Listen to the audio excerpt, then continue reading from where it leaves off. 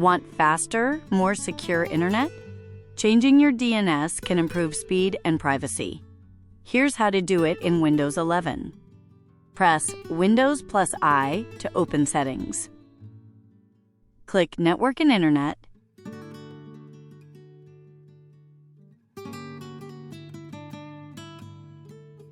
Then select Wi-Fi or Ethernet depending on your connection. Scroll down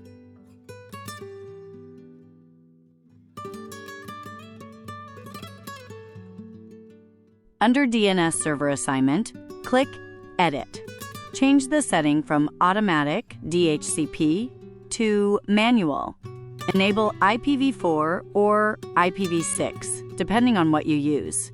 Enter a preferred DNS, like 8.8.8.8 and 8.8.4.4 feet for Google, or 1.1.1.1 for Cloudflare. Click Save.